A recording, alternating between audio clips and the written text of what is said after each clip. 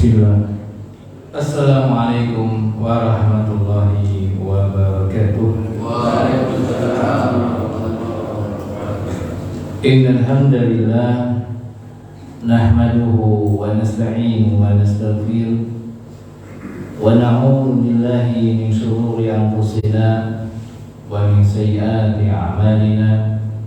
May yahdihillahu fala mudilla lahu wa may yudlil fala hadiya lahu. Asyhadu an la ilaha illallah iqraran bihi wa tauhida wa asyhadu anna Muhammadan abduhu wa rasuluh.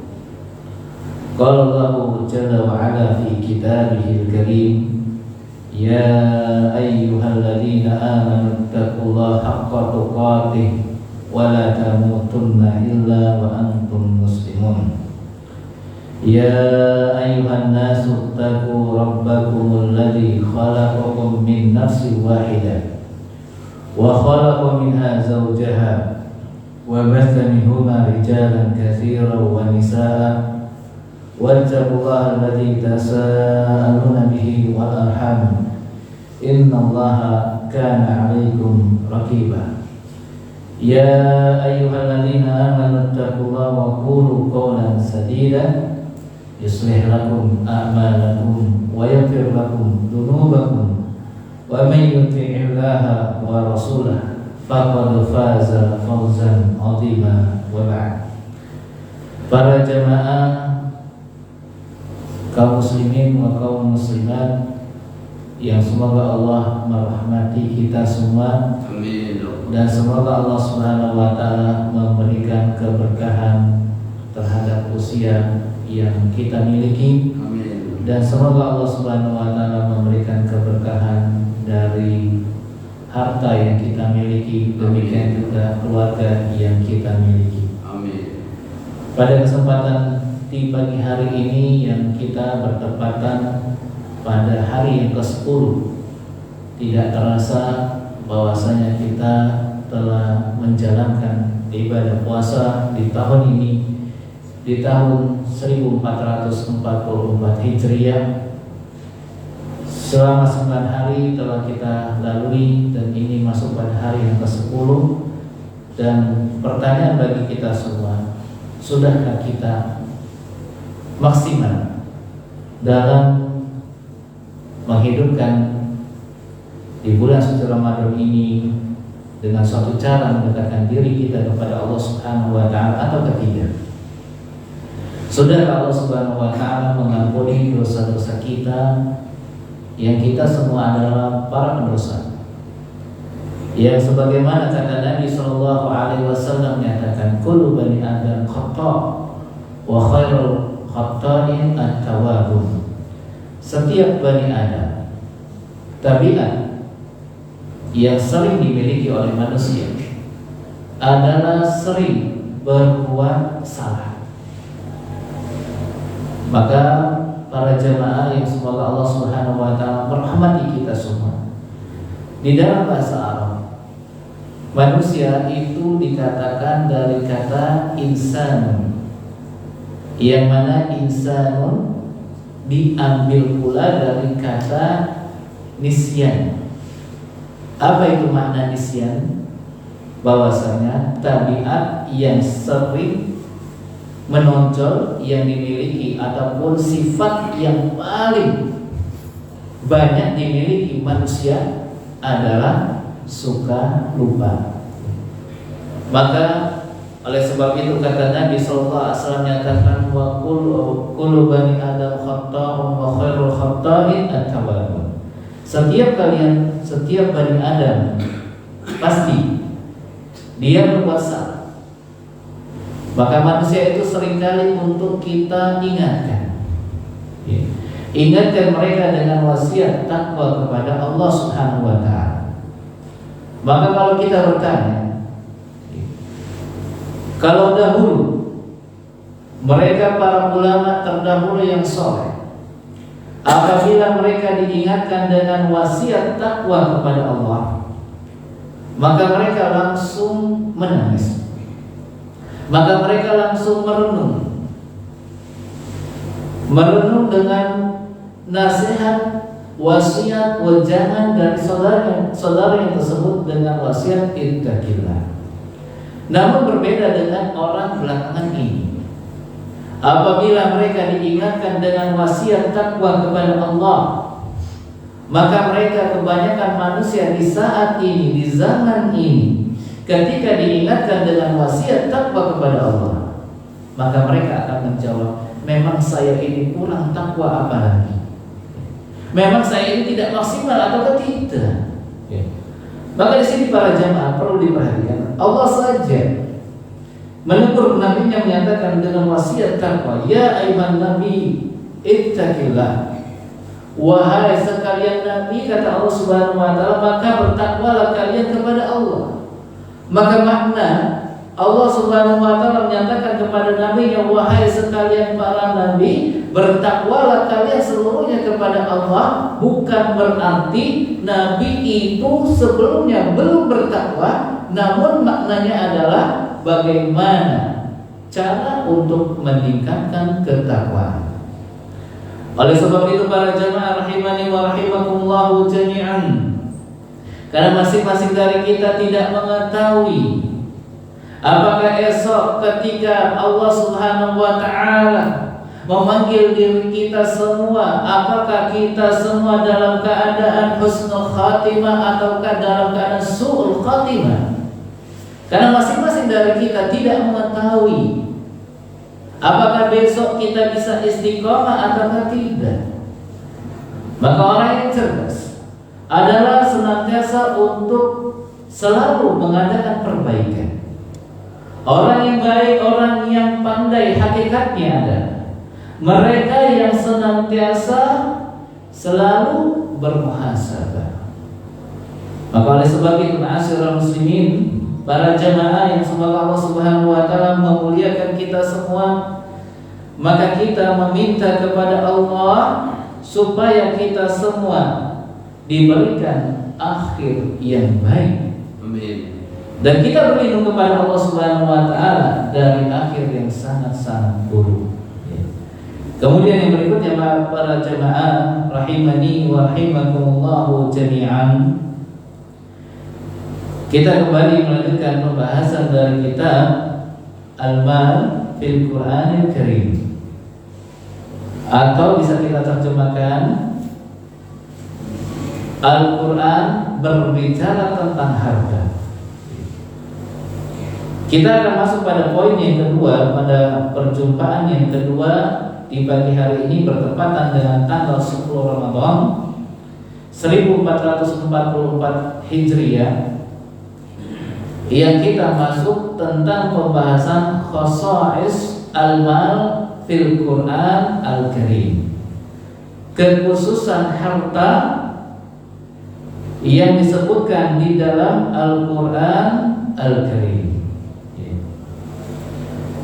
Maka dikatakan al-mal lahu ahmiyatun azimatun fi hayatil insani, wa man kana kadzalika fa huwa jadirun bil inayah wal ihtimam, wa qad ihtana bihi al-Qur'an i'tina 'aziman yadullu lidzalika kasratu warudah fi kitabillah haitsu dzakara sana wa thamani marratan kama sabaq bayan dzalik. Maka disebutkan harta adalah sesuatu yang sangat penting dalam kehidupan manusia. Perhatikan di sini poin, harta itu adalah sesuatu yang sangat penting dalam keberlangsungan kehidupan manusia. Yang mana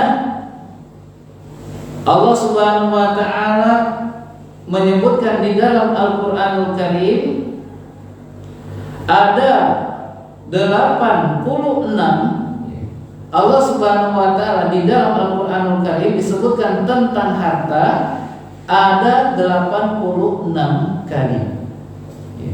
Ini di Al-Qur'an ada 86 kali yang Allah Subhanahu wa taala yang menunjukkan tentang kekhususan harta. Di antaranya adalah bahwasanya harta itu merupakan, atau dengan kata lain, kekhususan harta yang disebutkan di dalam Al-Quranul Karim. Yang pertama adalah bahwasanya harta itu wajib untuk kita menjaganya. Telah kita sebutkan, kalau harta yang kita cari, maka tugas kita berikutnya adalah menjaganya. Tapi berbeda dengan halnya dengan ilmu.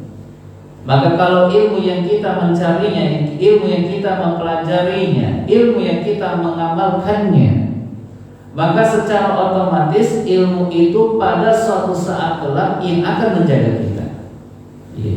Maka perhatikan di sini para jemaah, kalau harta yang kita mencarinya siang malam, malam dan siangnya bagaikan nama rumah makan. Siang malam, malam apa namanya, pagi sore, 24 jam Pak. Ada siang malam, pagi sore, ada begadang, 24 jam. Baik. Ini kita mencarinya, ternyata ada tugas yang kita pun menjaga. Bahkan tidak tanggung-tanggung untuk menjaga hartanya tersebut, pakai sistem yang sangat luar biasa, sangat takut kehilangan. Maka Pak, para ulama itu adalah mereka orang-orang yang paling dermawan setelah wafatnya Nabi SAW. Saya kasih contoh. Saya kasih contoh berupa contoh. Kalau ilmu akhirat, ilmu akhirat itu mereka para ulama itu memberikannya luar biasa, sangat semangat mereka.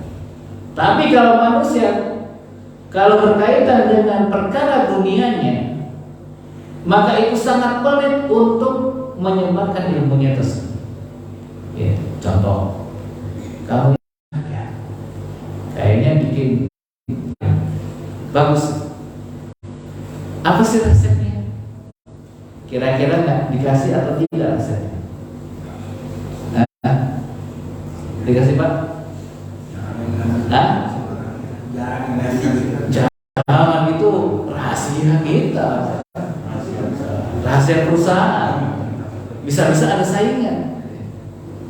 Ini masalah dunia Pak. Lihat, ulama itu ternyata lebih sayang daripada orang tua kita. Kenapa? Kalau ulama itu prioritasnya memikirkan umat itu adalah bagaimana menyelamatkan umat dari azab Allah. Tapi kalau orang tua kita yang 24 jam mengawasi kita, yang bersama dengan kita, yang tinggal bersama dengan kita, maka orang tua itu sangat khawatir kalau anaknya tersebut tidak makan. Hanya diperhatikan tentang dunianya saja, tidak memperhatikan tentang akhiratnya. Maka disebutkan oleh para ulama terdahulu yang soleh, mereka menyatakan bahwasanya para ulama adalah orang yang paling mengerti, orang yang paling sayang terhadap diri kita dibandingkan dengan orang tua kita. Karena mereka para ulama itu memikirkan umat, memikirkan manusia, bagaimana cara menyelamatkan mereka dari azab Allah Subhanahu wa Ta'ala. Maka ini hal yang perlu, poin yang perlu kita garis bawahi, bahwasanya harta yang kita cari ternyata kita pun memiliki kewajiban untuk menjaganya. Perhatikan di sini kata kewajiban, bukan sunnah menjaga harta, tetapi adalah wajib menjaga harta tersebut. Fa idza kana bil mal qawamu hayatul insan fahara ayu akada ala hifdhihi wa riayatihi wa yanha an idaati wa yasaddud ala akhadhihi min ghairi tariqihi. Wa min dzalik an-nahyu iqta'i liman la yuhsin tasarruf fihi. Maka kesimpulannya adalah bagaimanakah cara menjaga harta yang konsep menjaga harta yang disebutkan di dalam Al-Qur'anul Karim. Poin yang pertama, cara menjaga harta yang disebutkan di dalam Al-Qur'anul Karim yang pertama adalah an-nahyu an i'ta'ihi liman la yuhsin at-tasarruf fihi. Larangan memberikan harta itu kepada orang yang tidak berakal. Ya. Ini Pak. Larangan memberikan harta kepada orang yang dengan kata lain kurang cerdas. Pak, kurang cerdas. Kalau dibilang bodoh nggak terima manusia sekarang. Maka saya bilang kurang cerdas. Ya. Larangan memberikan harta kepada mereka orang-orang yang tidak pandai untuk menjaga harta.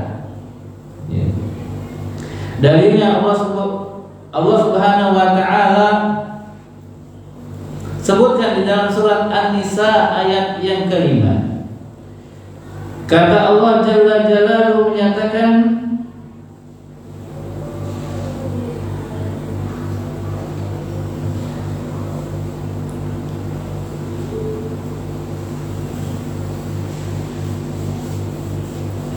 kata Allah Subhanahu wa taala menyatakan, wala tu'tus sufaha amwalakum allati ja'alallahu lakum qiyama. Maka kata Allah Subhanahu wa taala menyatakan, janganlah kalian menyerahkan harta-harta kalian kepada mereka para sufaha. Siapakah mereka itu sufaha? Orang yang ini kalau diistilahkan bahasa kita sufaha itu bentuk jamak dari safi. Apa itu safi? Orang yang dungu.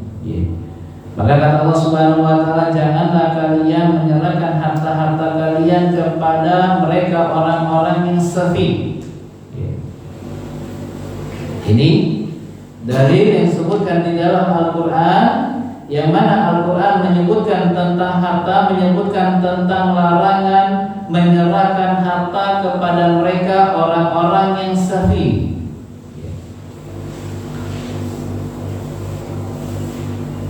Kemudian yang berikutnya, ma'asyiral muslimin rahimani wa rahimakumullah jami'an. Demikian juga cara menjaga harta yang berikutnya adalah dengan cara ketika apabila ada muamalah yang berkaitan dengan hutang piutang, maka kita diperintahkan untuk mencatatnya, mencatat hutang piutang. Ini repot. Biasanya kalau di warung-warung ada catatan, sebulan hutangnya berapa ya? Ini hutang hari ini dia hutang Indomie, besok hutang apa lagi? Ya, besok hutang apa namanya? Yang lainnya sebagainya. Nah, tadi disebutkan apa? Ini nomor 1 ini. Nomor 1 hutang. Masya Allah. Kok nggak ada yang nanya hukumnya ya? Baik. Ini dia. Cara yang kedua adalah menjaga harta dengan cara mencatat utang piutang saudaranya tersebut. Disebutkan di dalam surat Al-Baqarah ayat yang ke-282. Kata Allah Subhanahu wa taala menyatakan, fa in kana alladhi 'alaihi haqq safihan aw dha'ifan aw la yastati an yumilla wal falyumlil waliyahu bil 'adl. Maka kata Allah Subhanahu wa taala, apabila kalian memiliki suatu hal kepada seorang yang dhaifan, seorang yang lemah, atau seorang yang tidak sanggup, tidak mampu, maka catatkanlah dengan, yaitu dengan perbuatan adil. Maka di sini Pak, secara hukum asal ataupun cara memahami kaidah riba, Segala sesuatu riba itu adalah segala sesuatu yang bisa diambil kemanfaatan, maka itu disebut dengan riba. Maka mungkin di sini ada suatu pertanyaan, kenapa kita tidak boleh meminjam uang kepada bank? Apakah itu yang konvensional ataukah itu yang berbasis syariah? Maka jawabannya karena dua jenis bank ini masih menerapkan sistem riba. Walaupun mereka mengganti akadnya, bahkan sebagian dari yang lainnya mereka mengemas, mereka membungkus dengan kata-kata syariah. Tapi prakteknya lebih parah daripada konvensional. Kaidahnya adalah kalau kita pinjam duit, katakan 1 juta, maka ini pengembaliannya juga harus 1 juta. Maka kenapa di sini? Apa sebab bank itu kita tidak boleh meminjam uang kepada bank ataupun yang sejenis dengan bank tersebut? Ini pahami kata-kata saya, sejenis dengan bank tersebut.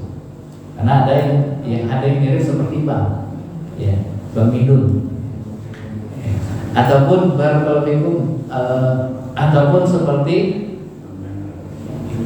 di pasar itu paling banyak itu julo-julo atau rentenir ataupun yang lain sebagainya.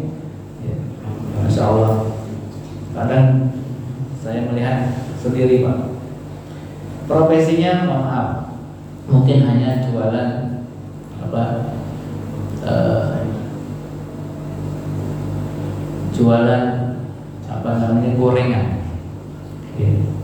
gorengan, tetapi setiap buka itu yang nongkrong siapa Pak? Udah mencatat, catat ya.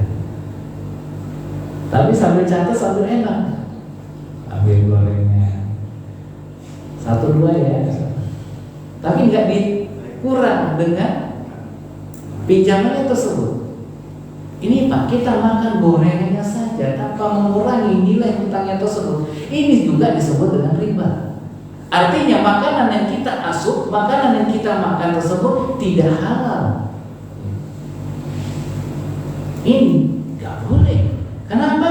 Karena dia mengambil manfaat. Ini nggak boleh. Udah, kamu walaupun dia dia tidak mensyaratkan, tapi kita yang mensyaratkan. Udah, kamu kasih pinjam sama saya 1 juta, besok saya kembalikan 1.100.000, atau saya kembalikan 1.050.000. Berarti 5%-nya 5%-nya tersebut inilah yang disebut dengan riba. Gak boleh. Ini kebiasaan kaum muslimin, kalau ada iming-iming ini, udah kamu pinjam ya. Besok ditawarin lagi, kok kamu nggak pinjam sih bulan ini? Kan mau lebaran, dikasih tantangan. Ini nggak boleh, tidak boleh, tidak boleh, karena ini mengandung unsur riba. Ingat, riba itu sama saja seseorang telah memandangkan Allah terhadap Allah dan Rasulnya. Maka ini hati-hati dari harta riba. Maka kita cek harta-harta kita yang kita dapatkan, apakah kita mendapatkan dari cara yang halal ataukah dari jalan yang salah. Ini intinya. Maka cara menjaga harta yang kedua adalah dengan cara melakukan pencatatan tentang yang berkaitan dengan utang piutang. Kemudian cara yang ketiga adalah an-nahyu anit tabdzir wal israf. Yang ketiga adalah larangan di dalam Al-Qur'anul Karim, larangan dari membelanjakan harta itu dengan cara yang mubadzir. Dengan cara yang mubadzir dan berlebihan. Allah Subhanahu wa taala berfirman di dalam surat Al-Isra ayat yang ke-26 sampai yang ke-27. Kata Allah Subhanahu wa taala menyatakan wala tubadzir tabdzira innal mubadzirina kanu ikhwana syayatin. Maka kata Allah Subhanahu wa taala menyatakan wala tubadzir tabdzira, janganlah kalian berlaku mubadzir, karena sesungguhnya mubadzir itu merupakan saudaranya mereka para syayatin. Disebutkan di dalam surat Al-Isra ayat yang ke-26 sampai yang ke-27. Demikian juga kata Allah Subhanahu wa taala disebutkan larangan untuk melakukan mubazir, disebutkan di dalam surat Al-A'raf ayat yang ke-31. Allah Subhanahu wa taala menyatakan wa kulu washrabu wa la tusrifu. Makan dan minumlah kalian dan janganlah kalian melampaui batas. Demikian juga yang dalil yang menunjukkan larangan kita untuk melakukan mubazir. Disebutkan di dalam sebuah hadis Nabi SAW bersabda, Innallaha karaha lakum salasan qila wa qal wa kasratul su'al wa idha'atul mal. Kata Nabi SAW menyatakan sesungguhnya Allah Subhanahu wa taala membenci perkara yang kalian lakukan, 3 perkara yang kalian lakukan. Yang pertama, qil wa qal. Yang pertama adalah perkara yang dibenci oleh Allah Subhanahu wa taala, seseorang yang mengutipkan perkataan saudaranya, qil wa qal, katanya dia itu baru beli mobil baru, katanya bergosip atau kata ini nggak boleh, Pak. Sangat dibenci oleh Allah Subhanahu wa taala. Qil wa qal. Maka kalau kita mendapatkan suatu berita, maka awal yang pertama kali yang Allah Subhanahu wa taala perintahkan kepada kita semua, apabila datang seorang fasik membawa sebuah berita, maka kita membawa sebuah berita, maka kita diperintahkan oleh Allah Subhanahu wa taala untuk bertabayyun. Bertabayyun itu apa? Cross check. Tanya, apakah benar bahwasanya rumor yang berada seperti ini? Tanyanya jangan kepada orang yang bergosip, Pak, tapi tanyanya kepada orang yang dibicarakan tersebut. Tentu dengan adab. Ini yang mana Allah Subhanahu wa taala sangat membenci seorang yang qil wa qal, katanya. Yang kedua, perkara yang dibenci oleh Allah Subhanahu wa taala yang dilakukan oleh hamba-hambanya adalah wa kasratus su'al, banyak bertanya. Bertanya yang tidak ada suatu faedah pada pertanyaan tersebut. Yang ketiga kata Nabi SAW adalah wa'idha'atul mal. Perkara yang ketiga adalah yang dibenci oleh Allah Subhanahu wa taala. Perkara yang dibenci oleh Allah Subhanahu wa taala yang ketiga adalah yaitu mubazir dalam hal menggunakan harta. Yang keempat, cara menjaga harta yang disebutkan, konsep menjaga harta yang disebutkan di dalam Al-Quran Karim adalah qata'al yad min sarqah, yaitu potong tangan bagi mereka yang melakukan mencuri. Maka Pak, kalau di Saudi, di Arab Saudi, Pak, itu setiap Jumat sebelum, maka itu ada yang namanya hukum had, hudud. Maka sehari sebelumnya itu disiarkan melalui radio. Besok ada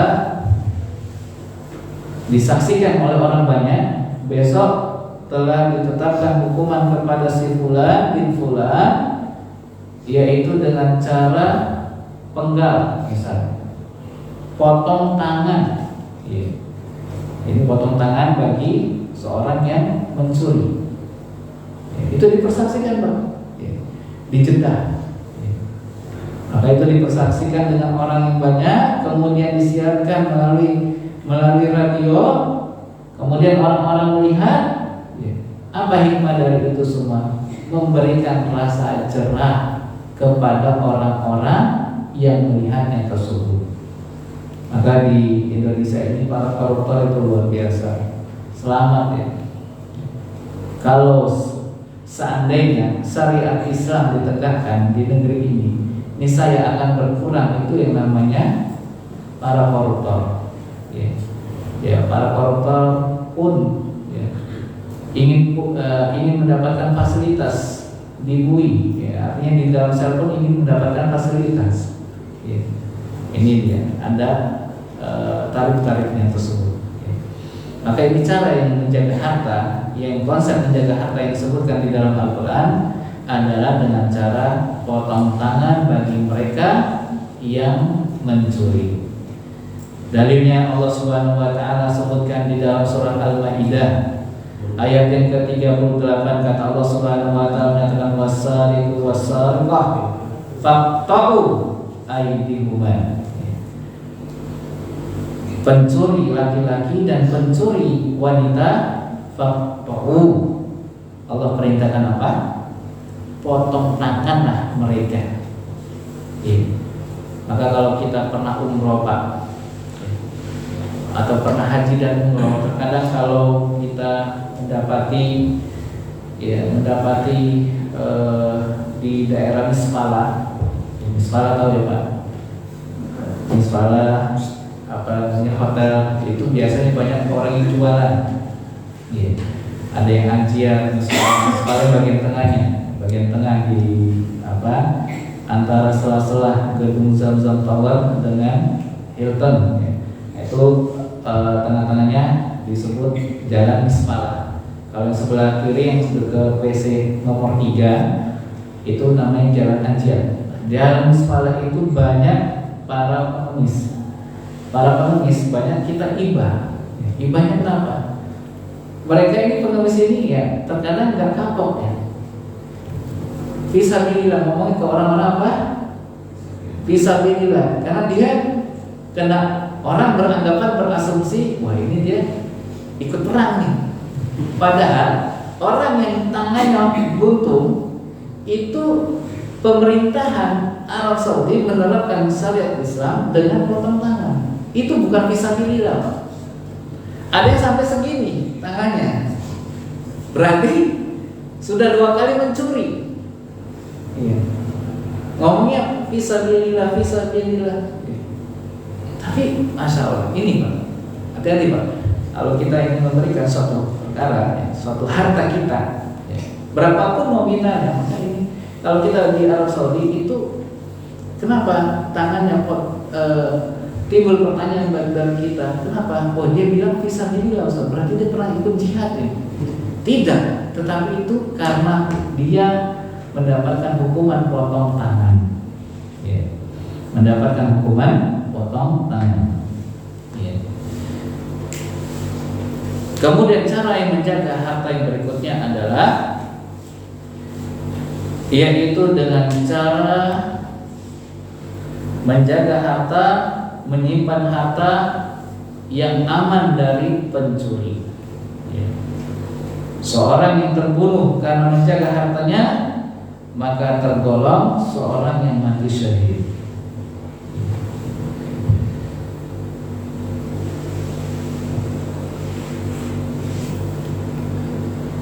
Kemudian ma'asyiral muslimin rahimani wa rahimakumullah jami'an. Kita pada poin yang berikutnya,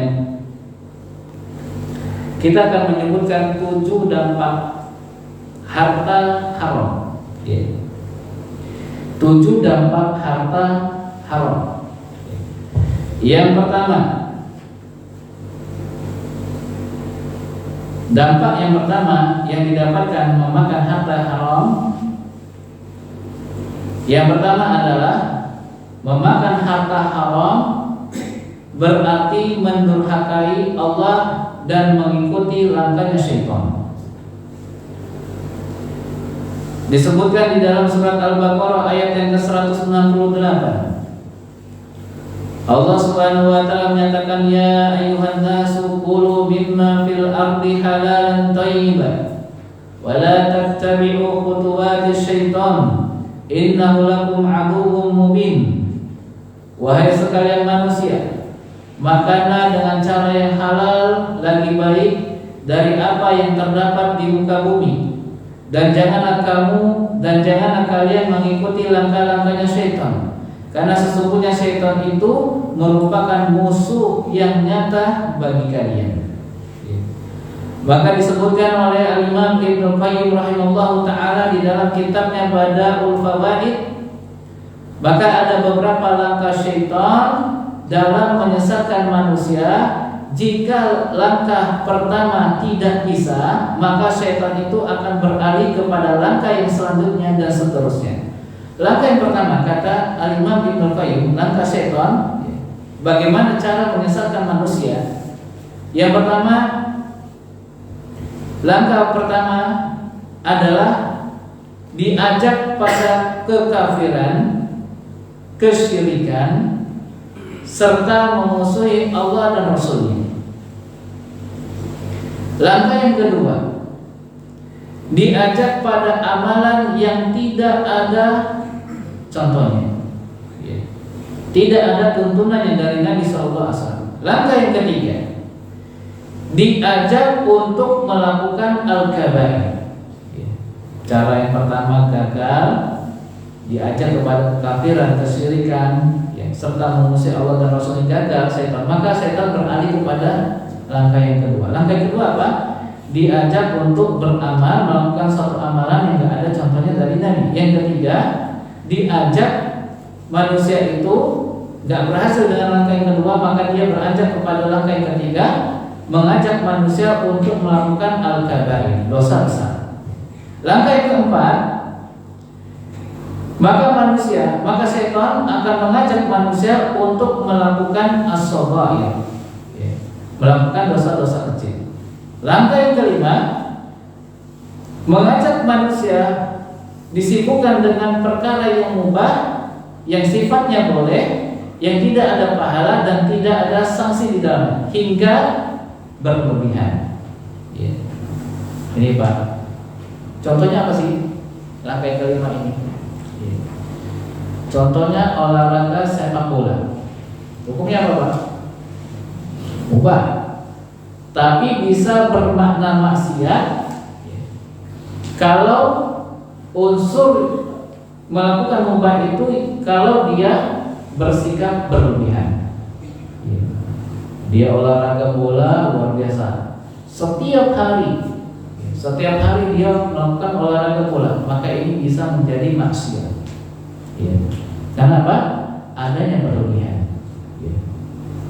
Maka di dalam Islam diatur juga konsep untuk menjaga tubuh. Tapi jangan memakai dalil al-mu'min qawiyyun ahabbu ilallah minal mu'min dhaif. Seorang mukmin yang kuat itu lebih dicintai oleh Allah Subhanahu wa taala dibandingkan dengan mukmin yang lemah. Ini jangan dianalogikan para jamaah, dianalogikan dengan seorang yang pecinta olahraga memakai dalil ini.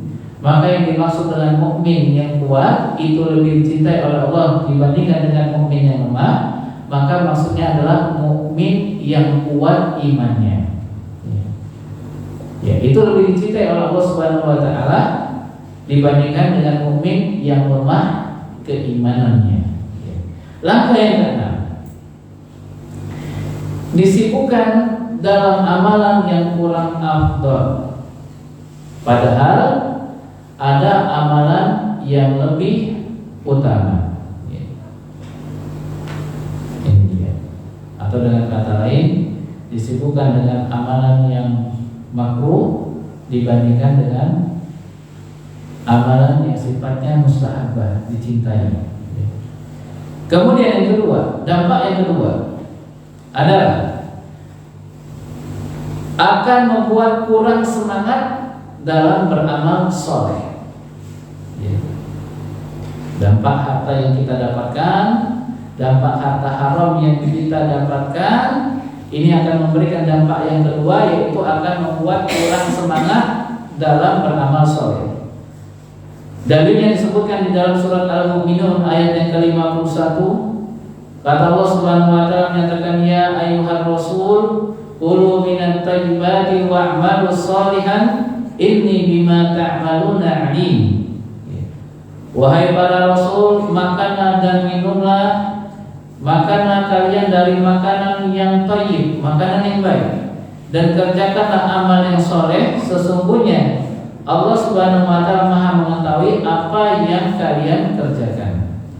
Maka yang dimaksud dengan makan yang thayyib, makan yang baik adalah makan yang halal dari jalan yang halal dan mendapatkannya pun dari cara yang halal. Ini dia. Yang ketiga, dampak yang ketiga, memakan harta haram ini merupakan kebiasaan buruk mereka Yahudi wa Nasara. Disebutkan di dalam surat Al-Maidah ayat yang ke-62 sampai yang ke-63. Kata Allah Subhanahu wa taala menyatakan, wa tara katsiran minhum yusari'una fil ism wal udwan wa aklihim as-suh labi'sa ma kanu ya'malun laula yanhahum ar-rabbaniyun wal akhbar an qawlihim al-ithma wa aklihim as-suh labi'sa ma kanu yasna'un. Dan kamu akan melihat kebanyakan dari mereka, yaitu orang-orang Yahudi, maka mereka bersegera berbuat dosa, permusuhan, dan memakan yang haram. Sesungguhnya amat buruk apa yang telah mereka kerjakan tersebut. Mengapa orang-orang alim di antara mereka, pendeta-pendeta mereka, tidak melarang mereka mengucapkan perkataan dusta dan memakan harta yang haram? Sesungguhnya teramat buruk apa yang telah mereka kerjakan tersebut. Maka memakan harta haram, maka ini merupakan kebiasaan buruk yang dilakukan oleh mereka Yahudi. Yang keempat, badan yang tumbuh dari harta yang haram maka akan berhak disentuh dengan api neraka. Sebagaimana wasiat dari Rasul sallallahu alaihi wasallam kepada Ka'ab bin Ujrah. Kata Nabi sallallahu alaihi wasallam menyatakan, ya Ka'bu ibn Ujrah, innahu la yarbu lahmun nabata min sahtin illa kanatin naru awla bihi. Wahai Ka'ab bin Ujrah, sesungguhnya daging badan yang tumbuh berkembang dari sesuatu yang haram, maka kata Nabi akan berhak dibakar dalam api neraka. Hati-hati Pak, jangan kita menyepelekan harta yang kita dapatkan. Ternyata kita tahu itu adalah harta yang haram, maka ini dia berhak, badannya tersebut pada hari kiamat kelak akan disentuh dengan, wajib disentuh dengan api neraka. Yang kelima, dampak yang kelima, dampak dari harta yang haram yang kelima adalah doa sulit dikabulkan. Kata Nabi SAW menyatakan, innallaha thayyibun la yaqbalu illa thayyiban, wa innallaha amara al-mu'minina bima amara bihi al-mursalin. Faqala ya ayyuhar rasul qulu minat thayyibati wa'malu shalihan. Wa qala ta'ala ya ayyuhalladzina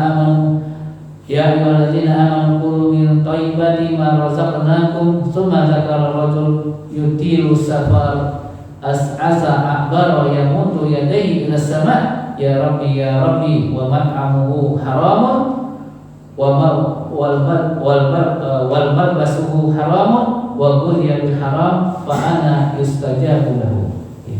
Kata Nabi SAW menyatakan, sesungguhnya Allah itu adalah zat yang maha baik, tidak menerima kecuali yang baik, dan sesungguhnya Allah memerintahkan kepada mereka orang-orang yang beriman seperti yang diperintahkan kepada Rasul Allah. Maka Allah Subhanahu wa taala berfirman, wahai para rasul, makanlah dari makanan yang baik-baik dan kerjakanlah amal yang soleh. Dan juga Allah Subhanahu wa taala berfirman, "Wahai orang-orang yang beriman, makanlah dari rezeki yang baik yang kami berikan kepada kalian." Kemudian Rasulullah SAW menyebutkan seseorang yang melakukan sabar, ya, padahal doa yang dia panjatkan itu telah memenuhi syarat dikabulkannya doa. Apa dia? Kata Nabi, dia dalam keadaan sabar. Yang kedua, kata Nabi SAW, dia mengadakan kedua tangannya ke atas langit. Yang ketiga, dia mengucapkan sebagian dari nama dan sifat Allah Subhanahu wa taala, menyatakan ya Rabbi, ya Rabbi, ya Rabbi. Maka kata Nabi SAW menyatakan, bagaimana Allah mau mengabulkan doanya kalau dia mendapatkan makan dari cara yang haram, kemudian dia mendapatkan pakaian yang dari cara yang haram, kemudian dia mendapatkan rezekinya dari cara yang haram pula. Ini merupakan dalil yang sangat jelas, ya, bahwasanya dampak harta haram. Yang kelima adalah doa sulit dikabulkan. Ada suatu perkara yang penting kita ketahui, 4 sebab terkabulnya doa sudah ada pada orang ini. Apa? Keadaan sabar, meminta dalam keadaan sangat butuh, mengadakan tangan ke langit, memanggil Allah dengan ya Rabbi, tapi Allah tidak mengabulkannya. Yang keenam, dampak yang keenam, harta haram membuat kaum muslimin menjadi hina. Disebutkan dalam hadis yang diriwayatkan oleh Imam Abu Dawud dari sahabat Nabi yang bernama Abdullah bin Umar radhiyallahu anhuma, Rasulullah SAW menyatakan, "Idza tabaya'tum bil 'ina wa akhadtum ad-dabal baqar wa raditum biz-zar'i wa taraktumul jihada sallallahu alaihi dhillah la yanzi'u hatta tarji'u ila dinikum." Kata Nabi SAW menyatakan, apabila kalian melakukan praktek jual beli dengan sistem ina, jual beli dengan sistem ina, jual beli yang terkandung padanya unsur riba, kemudian kalian lebih mencintai perkara bercocok tanam, kalian lebih mencintai perkara beternak, kalian lebih mencintai perkara-perkara dunia dan meninggalkan dari berjihad menuntut ilmu, apa yang akan terjadi? Sallallahu alaihi wasallam la yanzi'u hatta yarji'u ila dinikum. Maka Allah Subhanahu wa taala akan memberikan kehinaan, dan Allah enggak akan mencabut kehinaan tersebut sebelum mereka kembali kepada ajaran agama Allah Subhanahu wa taala. Ternyata solusi dari kehinaan yang ada pada umat ini, maka solusinya kembali kepada agama. Dampak yang ketujuh, karena harta haram menyebabkan banyaknya musibah dan bencana yang terjadi.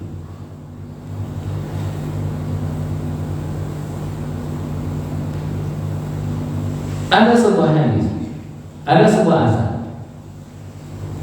yang mana disampaikan oleh Ibnu Abbas radhiyallahu anhu. Beliau menukilkan perkataan Nabi SAW menyatakan, "Idza zahara zina wa riba fi qaryatin faqad ahallu bi anfusihim azab Allah." Kata Nabi SAW menyatakan, apabila telah marak perzinaan dan telah marak praktek ribawi di suatu negeri, maka sungguh penduduk negeri tersebut telah menghalalkan diri mereka untuk diazab oleh Allah Subhanahu wa taala.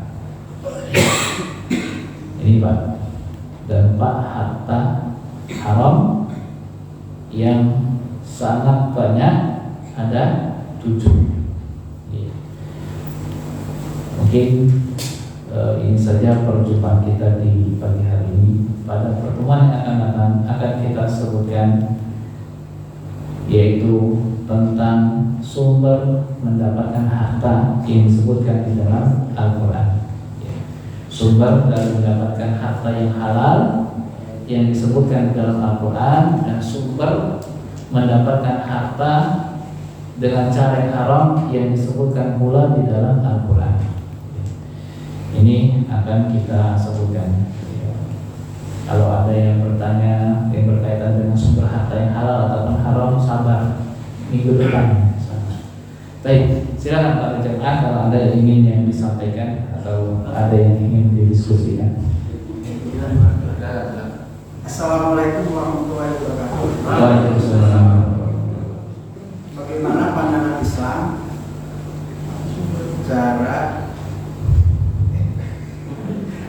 pandangan Islam cara harta dan jabatan agar kita tidak terpleset di dalamnya? Bagaimana cara Islam di dalam menjaga harta supaya kita tidak terpleset? Caranya adalah yang pertama, selalu mendekatkan diri kepada Allah. Mendekatkan diri kepada Allah Subhanahu wa taala dan senantiasa berdoa kepada Allah Subhanahu wa taala.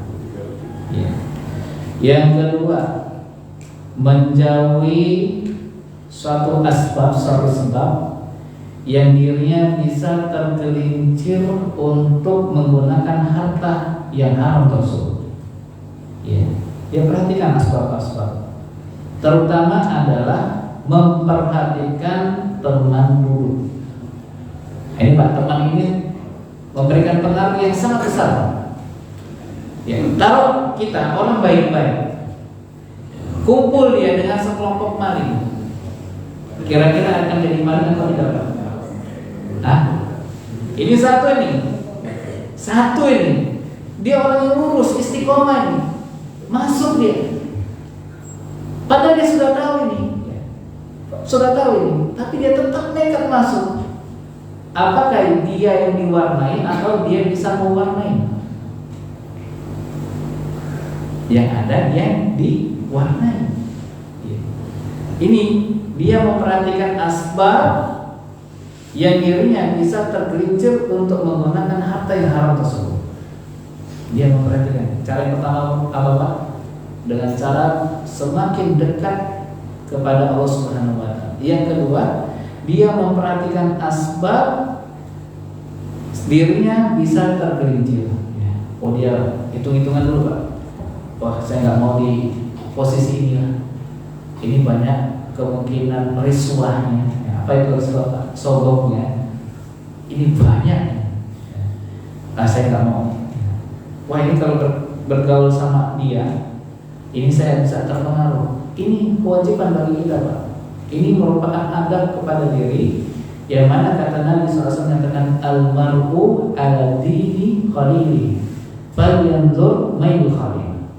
Seseorang itu tergantung dengan agama temannya, maka dilihat kepada siapa dia berteman. Jadi pandai-pandai Pak kita memilih teman. Kalau ada teman yang soleh, pertahankan Pak. Jangan hilang teman yang soleh tersebut. Rangkul terus teman tersebut. Karena kita diperintahkan oleh Allah Subhanahu wa taala di dalam surat Al-Kahfi ayat yang ke-28, kata Allah Subhanahu wa taala menyatakan wasbir nafsaka ma'al ladzina yad'una rabbahum bil ghadati wal asyi yuriduna wajha. Kata Allah Subhanahu wa taala menyatakan sabarkanlah dirimu untuk bersama dengan orang-orang yang senantiasa mengingat Allah Subhanahu wa taala di waktu pagi hari dan di petang hari, yang mana mereka itu prioritasnya adalah akhirat, yang mana mereka itu menginginkan wajah Allah Subhanahu wa taala. Kita diperintahkan bersabar, berteman dengan orang yang soleh. Demikian juga kata sebagian ulama menyatakan as-sahib, teman itu yang bisa menarik kita, bisa menarik kita ke dalam surga atau bisa menarik kita ke dalam neraka. Yang ketiga adalah senantiasa memohon berdoa kepada Allah agar diberikan kekokohan. Ini poin yang paling penting. Kita semua adalah lemah dan kita sangat membutuhkan pertolongan dari Allah supaya bisa meninggalkan perkara-perkara yang menggelincirkan kita untuk mendapatkan harta dengan cara yang haram. Nah, itulah Allah a'lam bishawab. Ini adakah sanksinya pada orang yang meminjam ke bank? Karena itu menyangkut masalah riba. Kenapa? Sanksinya pada peminjam ke bank. Sama Pak. Orang yang meminjam saksinya, juru tulisnya sama-sama Sanksi. Oh, sanksi, ada sanksinya enggak orang yang meminjam ke bank? Dosa atau tidak itu lah. dosa Pak. Dosa. Sama saja dosanya menzinai orang tuanya. Karena setiap tidak riba juga kan, kalau riba itu. Enggak hanya yang meminjam Pak. Enggak yang meminjam, tukang catatnya, saksinya. Ini sama-sama dosa. Apa dosanya? Sama saja menzinai orang tuanya. Jelas Pak?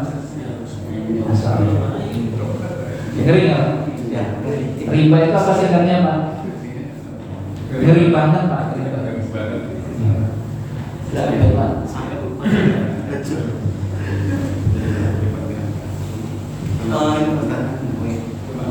Sebelumnya makasih juga untuk kemarin terusnya udah saya jalanin. Alhamdulillah udah tenang. Terus yang barusan dari pertanyaan ini, apakah kredit itu termasuk riba juga? Kredit apakah termasuk riba? Tergantung akadnya. Tergantung akad peminjamannya, akadnya, bukan peminjamnya. Pokoknya segala pinjaman, segala sesuatu yang ada suatu manfaat, maka itu riba. Kalau dia akadnya jual beli, kemudian dia mengembalikannya dengan cara dicicil, ya. Misal kalau dicicil, misal kita ingin menginginkan suatu kendaraan motor katakan, ya. Seharga misalnya motor Beat 15 juta, 17 juta misalnya. Kita mau motor itu, kita tahu itu harganya 15 juta. Kemudian ada pihak ketiga, kamu mau motornya? Mau. Ya sudah, saya ambil. Tapi kamu akadnya selama dicicil selama 1 tahun, yang 15 juta menjadi 17 juta. Paham? Akadnya bukan pinjam, tapi akadnya adalah jual beli. Maka yang seperti ini diperbolehkan dengan syarat tidak ada unsur kezaliman. Yang kedua, dengan syarat tidak ada goroma.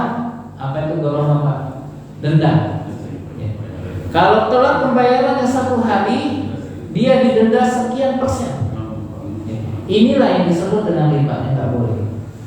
Kemudian di tengah perjalanan dia nggak sanggup untuk mengembalikan ataupun dia tidak sanggup untuk mencicilnya, maka itu disita. Ini pun tidak diperbolehkan. Yang terjadi saat ini, apakah itu melalui pihak bank ataukah melalui pihak finansial dan yang sejenisnya, ya. Itu kalau pertengahan perjalanan tanpa dipotong uang yang telah masuk, jadi hangus, maka dia menjualkan barang. Inilah yang disebut dengan riba. Nggak boleh Pak. Boleh kita dengan syarat tadi apa? Tidak ada unsur kezaliman, tidak ada goroma. Yang ketiga, bukanlah melalui suatu yang berbasis ribawi. Kenapa?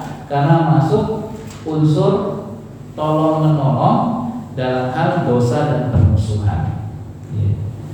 Misalnya ada pihak yang ketiga, wah ini pokoknya nggak ada goromanya, nggak ada dendanya, nanti pertengahan jalan tersendat, terhenti, ya sudah, barang dijualkan, kemudian uang yang telah masuk akan dikembalikan.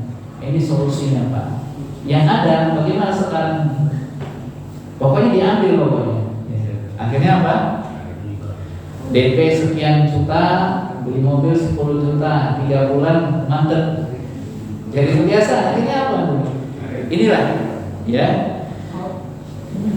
Dampak harta riba itu sangat banyak dampak negatifnya, terutama dampak negatifnya. Ini kredit itu diperbolehkan apabila telah terpenuhi beberapa syarat yang telah disebutkan. Nah, jelas ya? Silakan Pak. Dia masa Silakan Mas. Silakan. Yang pertama, apabila kita mendapat pemberian dari seseorang, apakah kita sebagai muslim punya kewajiban untuk menanyakan asal usul dari pemberian tersebut? Yang kedua, apabila kita mendapat pemberian dari seseorang yang terindikasi sering melakukan maksiat, bagaimana sikap kita? Akan menolaknya atau berhusnuzon itu dari hak lain? Baik. Bagaimanakah hadiah yang diberikan dari seseorang yang terindikasi ya mendapatkannya dari cara yang salah? Ya. Maka secara hukum asal boleh diterima, dan tidak disyaratkan kamu dapat dari mana. Menanyakan kamu dapat dari mana, halal bagi kita tapi haram bagi dia. Ya. Sama dengan halnya ketika dia profesinya dia misalnya berkaitan dengan ribawi, hasil pengalaman buat dirinya itu adalah haram. Ya, dia mendapatkan dari cara yang haram. Adapun ketika menafkahkan keluarganya, kalau itu memang nggak ada lagi maisha pekerjaan bagi dia, artinya maisha yang lainnya, maka bagi keluarganya adalah sesuatu yang haram pada saat itu. Ya. Tapi sangat disarankan, disarankan dia untuk bersegera meninggalkan pekerjaan tersebut, profesinya tersebut, walaupun terdiri dengan nilai nominal yang sangat besar. Ya. Ini banyak sekarang orang yang hijrah, tapi ketika terbentur suatu permasalahan akhirnya dia kembali lagi. Artinya tidak memikirkan secara yang matang. Maka ini memang benar kita diperintahkan fahzaru, maka tinggalkanlah seluruh riba, tapi punya tahapan. Ya. Punya tahapan. Ya. Jangan tahapannya dia sudah tahu ilmu tentang riba ini 10 tahun yang lalu, tapi dia tetap berprofesi seperti ini. Ini hal yang keliru juga oleh jemaah. Segera mungkin, tapi punya tahapan. Dia mungkin membina berusaha. Ya. Maka profesi yang paling baik adalah di dalam Islam adalah dengan cara berdagang. Ini paling baik, Pak. Ya. Berdagang paling baik. Ya. Kesimpulannya apa? Kesimpulannya boleh diterima dan tidak disarankan menanyakan dari mana kamu mendapatkannya. Berhusnuzon, mungkin dia sudah berusaha, mungkin ini. Baik. Ada lagi? Untuk menjaga bersenjata kita Pak. Jadi untuk dari penghasilan kita kan dipotong 2,5% berharga. Itu Zakat ya? Iya, itu untuk zakat, infak, sedekah Pak. Dari penghasilan kita. Setiap bulannya Iya. dipotong 2,5%. Iya, enggak kan selama ini kan dikelola sama ya saat dan bisa kita kelola sendiri gitu Pak. Kita dapat zakat, infak, sedekah. Nah, secara umum zakat mal, zakat harta ini wajib zakat apabila terpenuhi padanya dua syarat. Dia dikatakan wajib zakat apabila terpenuhi pada dirinya dua syarat. Yang pertama, bahwasanya harta yang dia simpan itu telah mencapai nisabnya. Maka nisab harta yaitu bisa minimalnya dengan menggunakan nisab perak atau menggunakan nisab emas. Maka nisab perak itu apabila dia minimalnya memiliki perak sebanyak 595 gram. Adapun nisab emas minimalnya dia telah memiliki emas ataupun uang senilai dengan emas pada saat itu, seharga dengan emas sebanyak 85 gram. Yang kedua, syarat yang kedua, seseorang itu dikatakan wajib zakat apabila dia harta yang dia simpan tersebut telah genap haulnya ataupun telah genap 1 tahun. Ya. Maka ini kalau dia ada 2 syarat ini, maka dia hanya mengeluarkannya 2,5%-nya saja. Ya. Maka kalau dia berniat ingin mengeluarkannya karena zakat, ini tergantung niatnya, Pak. Dia niatnya untuk memberikan orang itu apa ini? Harta zakatnya ataukah tidak? Ya. Maka ini tidak mesti. Maka ketika kita memberikan suatu hadiah, ketika kita memberikan harta zakat kita, maka tidak disyaratkan untuk mengatakan ini harta zakat saya. Ya, sebagian dari kita ini enggak menjaga perasaan orang yang kita beri. Kita ingin diberi, tapi kita yang memberi, tolong ya dokumentasi saya. Nah, ini hati-hati Pak, ini bisa menghilangkan keikhlasan kita. Ya. Maka sangat dijaga perkara-perkara tersebut. Sekarang ini apa-apa pengen dipotong. Wah nanti tunggu ekspresi wajah saya belum ini. Saya memberikan hadiah ini bagus dong. Nah, ini jangan Pak, hindari Pak. Dengan cara-cara tersebut. Kesimpulannya tergantung niat. Apabila dia mengeluarkannya itu dan telah terpenuhi padanya 2 syarat ini, maka dia mengeluarkan 2,5%. Minimalnya dengan menggunakan apa Pak?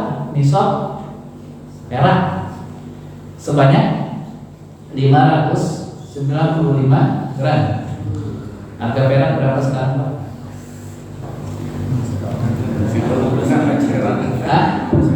Berapa? 15.000, berarti nggak nyampe taruhan 600 gram ya. Berarti nggak nyampe 10 juta.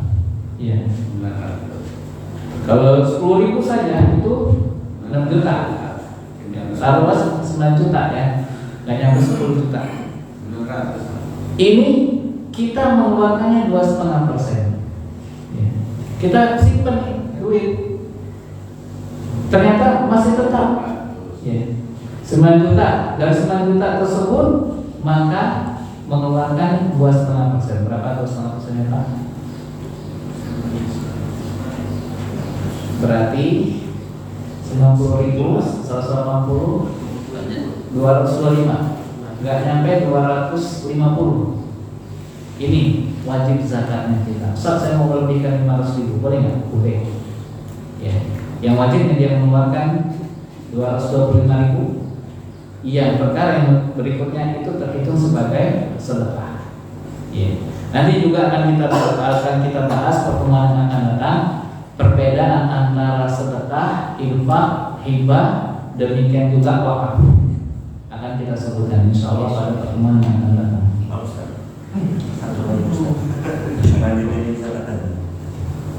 Tadi kan ada di soal dahulu. Nah itu kan harus pendapatan atau yang kita simpan Ustaz? Harta yang kita simpan. Artinya ketika kita ini sebagai pegawai tetap ya, yang gajinya bulanan kan kita misalnya dapat SPT, laporan pendapatan kita yang dipotong pajak itu Ustaz. Nah itu kan tertera pendapatan kita selama setahun berapa. Nah artinya kalaupun itu hari ini udah habis misalnya, itu artinya sebenarnya kita ini nggak wajib data Ustaz. Tidak wajib. Iya. Yang berikutnya hal yang perlu diluruskan, yaitu sebagian manusia menggunakan zakat profesi. Zakat profesi ini tidak ada di dalam syariat Islam, tidak ada. Hadis-hadis yang menunjukkan tentang adanya zakat profesi itu seluruhnya adalah hadis yang lemah, tidak bisa dijadikan sebuah rujukan. Karena menggunakan hadis yang palsu, hadis yang lemah, sama saja dia berdusta atas nama Nabi. Sedangkan berdusta atas nama Nabi diancam dengan neraka, kata Nabi SAW. Kata Nabi SAW menyatakan, "Man kadzdzaba alayya muta'ammidan falyatabawwa maq'adahu minan nar." Barang siapa yang sengaja berdusta atas namaku, kata Nabi, maka persiapkanlah tempat tinggalnya, tempat duduknya di dalam neraka. Ya. Ini nggak boleh Pak. Kita menggunakan hadis sandaran, tapi ternyata hadis itu palsu, sama saja bentuk dusta dan seterusnya. Kesimpulannya tidak ada zakat profesi. Kalaupun itu, kenapa? Yang berikutnya lagi alasan menggunakan zakat profesi, berarti mereka kalau adanya zakat profesi, berarti mereka yang profesinya mohon maaf sebagai pemulung, berarti mereka dikenakan zakat juga. Iya. Mereka profesinya sebagai misalnya adalah guru, iya. Padahal dia orang yang dia pas-pasan untuk menghidupi hari itu saja dia pas-pasan, ya. Maka dia dikenakan wajib. Inilah kelemahan dari zakat profesi. Maka kesimpulannya tidak ada zakat profesi. Kalau itu harus dipotong wajib oleh perusahaan itu ya ikhlas saja Ustaz. Ya mau gimana?